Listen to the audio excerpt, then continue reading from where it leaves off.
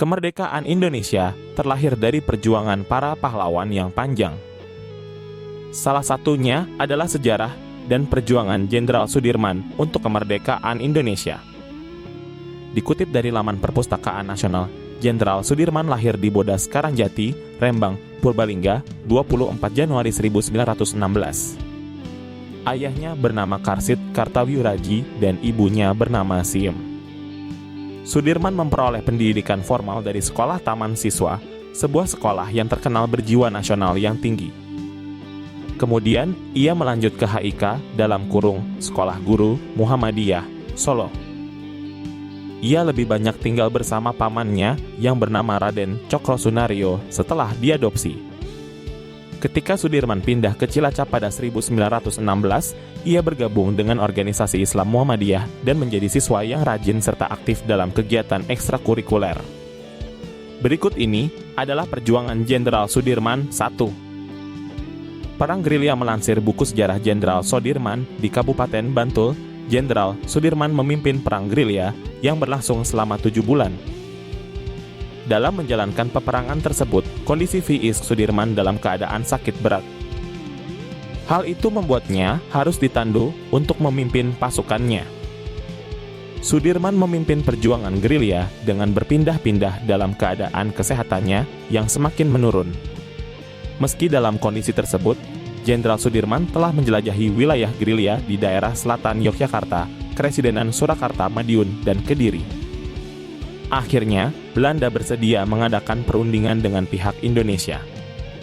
2. Perundingan Romroyen. Saat perundingan tengah berlangsung pada 1 Mei 1949, Jenderal Sudirman mengeluarkan amanat kepada para komandan kesatuan agar tidak turut memikirkan perundingan Romroyen. Perjanjian Romroyen merupakan salah satu dari cara perjuangan guna mempertahankan kemerdekaannya melalui strategi diplomasi sehingga kekuasaan pemerintahan Republik Indonesia kembali lagi ke Yogyakarta. Setelah Presiden kembali lagi ke Yogyakarta, Jenderal Sudirman pun diminta untuk kembali juga ke Yogyakarta, tapi ia menolak. Atas penolakan tersebut, pihak pemerintah meminta bantuan Kolonel Gatot Subroto yang pada waktu itu menjabat sebagai Panglima Divisi XI yang memiliki hubungan baik dengan Jenderal Sudirman. Gatot mengirim surat yang bertujuan untuk membujuk Jenderal Sudirman agar mau kembali lagi ke Yogyakarta. Pada 10 Juli 1949, dengan berbagai pertimbangan dan maksud untuk menghargai Gatot, Jenderal Sudirman bersama pasukannya bersedia kembali lagi ke Yogyakarta. Mulai sejak itu, Jenderal Sudirman kembali bersama pasukannya dan menetap di Yogyakarta, tetapi penyakitnya kambuh kembali. Pada 29 Januari 1950, Jenderal Sudirman meninggal dunia di Magelang dan dimakamkan di Taman Makam Pahlawan Semaki, Yogyakarta. Ia meninggal di usia 34 tahun dan dinobatkan sebagai pahlawan pembela kemerdekaan.